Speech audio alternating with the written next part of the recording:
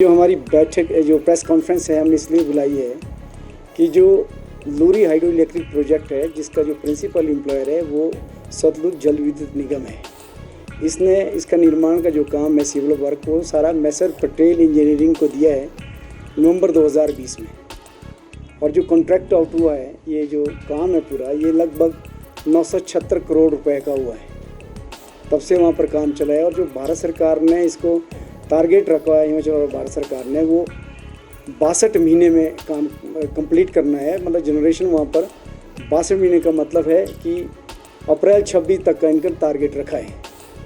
अभी वहाँ पर काम चला है और 16 अगस्त को पटेल इंजीनियरिंग ने और जो उसके अंदर ठेकेदार काम करते हैं उप कॉन्ट्रैक्टर जो है सब कॉन्ट्रैक्टर्स उन्होंने लगभग 450 मज़दूरों को गैरकानूनी रूप से छंटनी किया है, जिसके विरोध में हम लोग जो वर्कर है वहाँ पर बैठा है। और राज्य इंटक भी इसमें ये हम हमारे पास आए हैं और राज्य इंटक भी इनको हेल्प आउट कर रही है, मदद कर रही है। और राज्य इंटक की वहाँ पर यूनियन बनी है।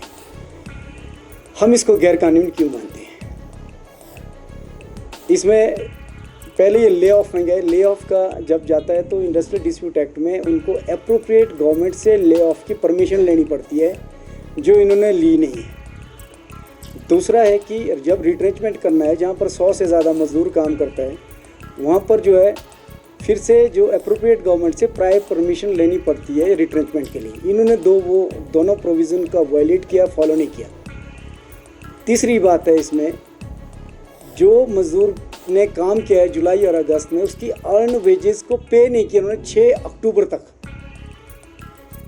और इन्होंने रिट्रेंचमेंट का जो नोटिस लगाया 16 अगस्त 2024 को लगाया। और जो कानून ये कहता है कि जब आप रिट्रेंच करते हैं किसी मजदूर को उसमें लिखा है कि सभी मजदूरों को उसका वेतन जो है वो रिट्रेंचमेंट कंपनसेशन नोटिस पे at the time of retrenchment word use है उसमें सेक्शन 25F में इन्होंने किया नहीं। एक तो अर्न वेजेस ये दे रहे हैं 6 अक्टूबर को उन्होंने पे किया जुलाई और अगस्त का।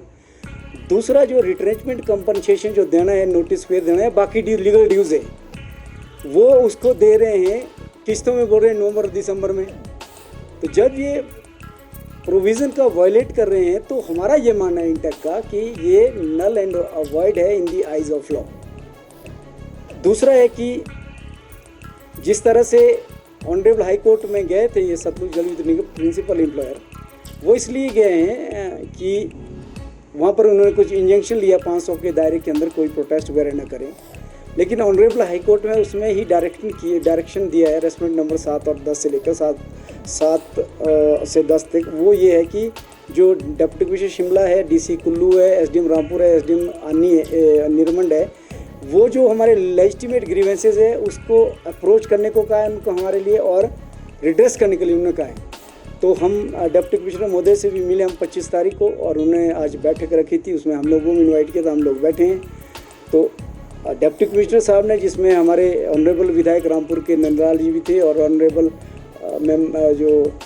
मेंबर ऑफ विधानसभा ये कुलदीप राठौर जी जिनकी जुरिडिक्शन वो प्रोजेक्ट बन रहा है तो वो भी प्रेजेंट थे। उन्होंने हमारी बात सुनी है और हमें विश्वास है कि जिस तरह से एडमिनिस्ट्रेशन का और हमारे दोनों विधायक महोदय का वर्कर के साथ स्टैंड था कि ये इलीगल है और इनका इलीगल बात सुननी चाहिए और इसको रिजॉल्व करने के लिए उन्होंने कहा तो हम उसका धन्यवाद करते हैं। आप देख रहे हैं हिमाचल